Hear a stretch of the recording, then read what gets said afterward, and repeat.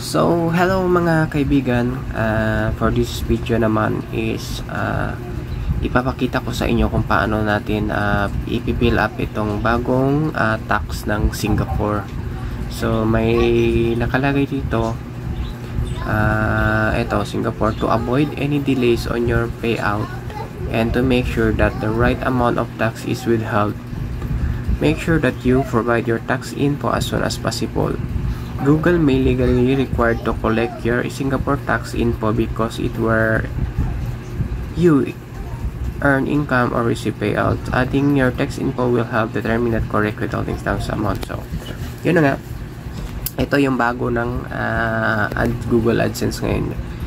May ano na tayo, may US. Ngayon is ito na namang Singapore. So, fill up na natin. Follow nyo lang yung step.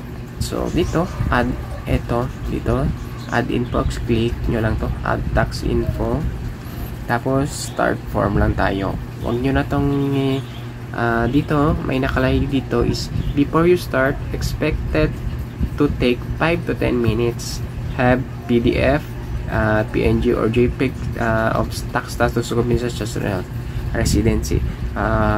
Wala na tayong ditong kailangan pang i-prepare kasi ang lahat lang i-submit natin is puro lang nung. So, start lang tayo. Form, start form.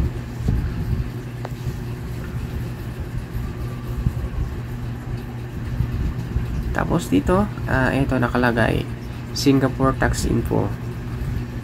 Dito naman, business info. Click natin yan. May nakalagay dito, corporate, individual, partnership, trust, or others. So, pipiliin natin dito is individual. Dito naman, do you have permanent establishment in Singapore? So, kung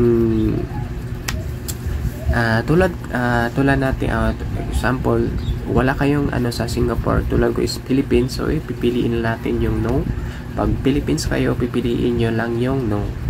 Dito naman, are you registered for Singapore goods GST under the Swiss Bandar Registration? So, piliin natin is no pa rin.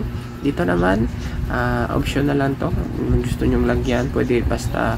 Pero para mas madali, leave it blank na lang. Dito naman, tax exemption. Are you eligible for tax exemption? Para mas madali, piliin lang natin yung no. Kung yes yan ninyo, example, ito, click natin yung yes. Dito, ito yung mga kailangan nyong i-upload for Philippines. May nakalagay dito, to help tax residency, to help Google the holding requirements, please select your tax residency. So, example, ito, Philippines. Tapos, select document type, ito. So, kailangan nyo pang pumunta ng BIR para makakuha ng tax residency certificate. So, mas hassle. So, tapos kailangan nyo pang i-upload. So, ang piliin nyo lang dito, balik tayo dito sa tax exemption is, are you eligible for tax exemption? So, piliin lang nyo lang yung no.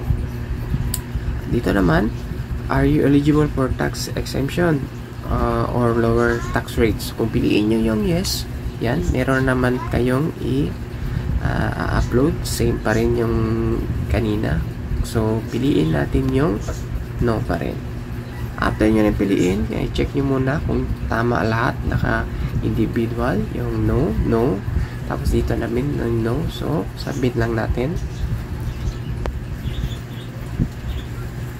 Hintayin lang natin. So, medyo mahina yung connection. Ayan, green na, blue, red. So, ayun.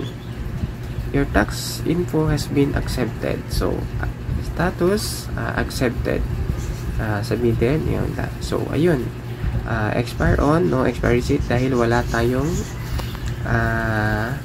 na-submit na mga yung mga documents. So, ganun lang kadali.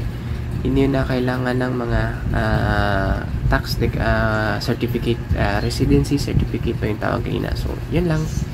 So, hopefully, makatulong ito sa inyo, yung mga kaka-open pa lang ng Google AdSense na may nakalagay na Singapore tax.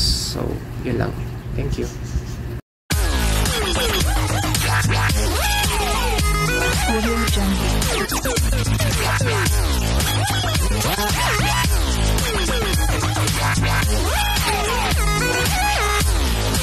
Audio Jungle.